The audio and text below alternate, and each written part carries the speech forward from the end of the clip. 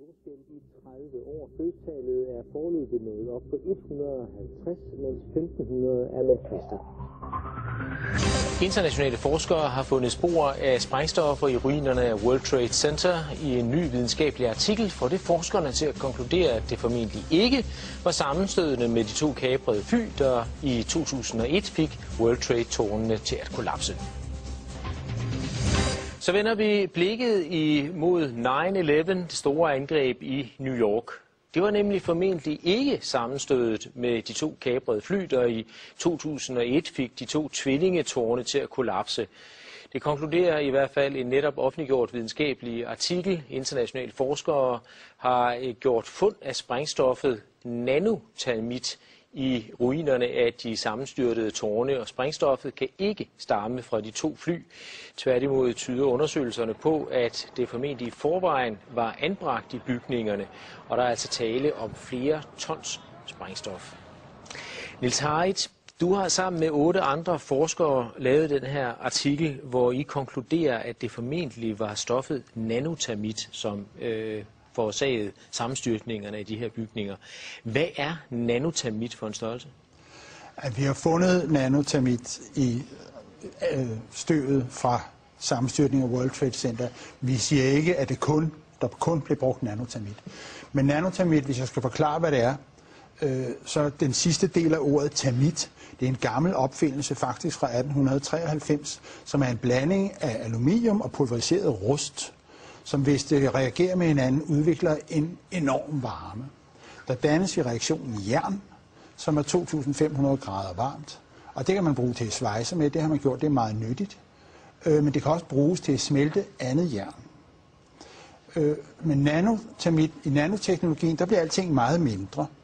Så de her to pulver, som man lavede i 1893, er nu om dagen nogle bitte små partikler, som er blandet umådeligt godt med hinanden.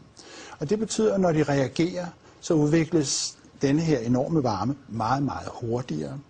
Og samtidig kan man tilsætte andre stoffer, således at nanotermitter både kan virke som noget, der giver en masse varme, men det kan også virke som et meget effektivt sprængstof. Faktisk er der mere energi i nanotermitter, end der er i almindelige sprængstof og dynamit.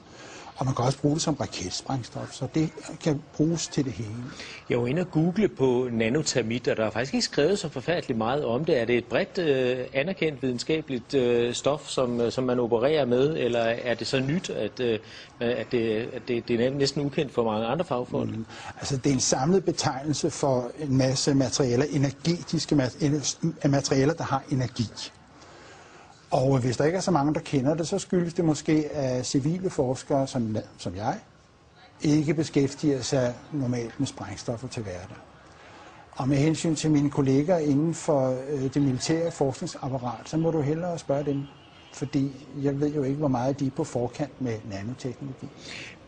Men altså, I har fundet det her stof i World Trade Center, og hvorfor mener I, at det har fået bygningerne til at kollapse? Ja, det er jo sprængstof, og hvorfor skulle det ellers være der? Men det er varmeudviklingen, I mener, der simpelthen har smeltet stålkonstruktionerne, som jo ellers skulle kunne holde bygningerne oppe, at det er i virkeligheden det, der har fået bygningerne til at kollapse som korthus? Ja, hvis jeg skal svare på det helt præcist, så ved vi det ikke endnu.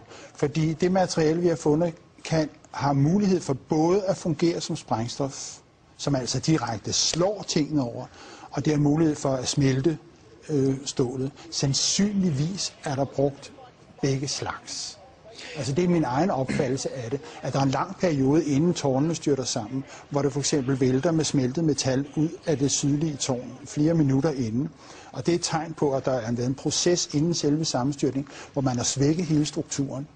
Og så kommer der mere konventionelle, regulære sprængstoffer ind til de der. Selve sammenstyrtningssekvensen skal være enormt godt synkroniseret. Altså, det er jo en hel række sprængninger, som man kan se hele vejen ned, når tårnene styrter sammen. Hvor store mængder taler man om? Hvor meget skal der til? Det er meget, fordi der var 3 skyskraber. Skal vi lige få det ind? Der var 3 skyskraber, men der var 2 flyvemaskiner. Og vi har jo selvfølgelig en nogenlunde fornemmelse af, hvor meget støv, der er blevet dannet. Og det kan man se på alle mulige billeder. Der er enorme støvmængder, som der kom. Alt blev pulveriseret, undtagen af selve jernskelettet. Og vi ved nogenlunde, hvor meget rester vi har fundet af ureageret termit. Det er the loaded gun, det her. Det er ikke det, der er blevet brugt. Det er det, der på en eller anden grund ikke har reageret. Og så, vi snakker om tons, vi snakker om over 10 tons, måske 100 tons. 10 tons, 100 tons i 3 bygninger. Ja. Og vi taler altså ikke om materiale, som normalt indgår i bygninger af skyskrabere. Nej. Det er super avanceret materiale, det her. Men hvordan placerer man sådan noget i skyskrabere på alle etagerne? Altså hvordan man får det ind? Ja. På paller. Ja, det vil jeg da. Altså, hvis jeg skulle transportere de meter, ville jeg da kørt ind på paller. Men hvordan en lastbil, og så kørt ind på paller. Hvorfor har man ikke opdaget det noget før? Eller før? Hvem skulle opdage det? Portneren for eksempel, altså at man kører rundt med 10-100 tons nanotermit, som man placerer på etagerne i store sække, eller jeg ved ikke, hvad man gør. Altså, det undrer mig bare, at man ikke har opdaget det. Jamen, det spørgsmål skal du jo som journalist stille til det firma, som stod for kontrollen, for sikkerhedskontrollen i World Trade Center. Men I er i hvert fald ikke i tvivl om, at materialet har været der? Ja, det er sådan en videnskab. Du kan ikke rigtig snyde der, at vi har fundet det. Og det er ureageret termit. Hvilken modtagelse har jeres artikel fået rundt omkring i verden? Altså det er jo helt ny viden for mig også. Ja. Nu udkom den altså i fredags, så det kan vi ikke rigtig sige endnu. Men selve, der er ikke så stor nyhedsværdi i det her, som du måske tror. Fordi at de 3 skyskrabere blev revet ned, det er der 100.000 vis af mennesker over hele verden, der ved. Fordi det har været krystalklart længe af mange andre grunde, end jeg kommer med her. Det her, det er kun det sidste søm i kisten. Altså, fordi, som sagt, det er ikke the smoking gun, det her, det er the loaded gun. Og antallet af mennesker, som indser, at World Trade Center bliver revet ned, de vokser med tusindvis om dagen. Det er ikke noget, du bare sådan kan stoppe, så det skal nok komme. Hvordan kan det være, at man ikke har opdaget, at der har været nanotermit i bygningerne tidligere? Altså, vi har jo snart 10 års jubilæum på terrorangrebet, og det kan jo egentlig undre, at man ikke har fundet det tidligere. Altså i støvet, mener du? Ja. Det blev fordi det var lidt tilfældigt, at der var så en, der kiggede på støvet i et mikroskop, og det er sådan nogle små røde chips, altså de største er millimeter og ned efter. Så de allerstørste kan du se med det blotte øje, men langt de fleste af dem skal du altså have et mikroskop frem for at finde. Og så det var lidt et tilfælde, det er lidt over 2 år siden, at der var en, der opdagede det. Og den videnskabelige artikel, som du refererer til her, og som udkom i fredags, den har været 1,5 år undervejs. Det er en meget omfattende artikel, det er meget grundigt arbejde, og det laver man ikke fra den ene dag til den anden. Men du har arbejdet i flere år, fordi det her, det har undret dig?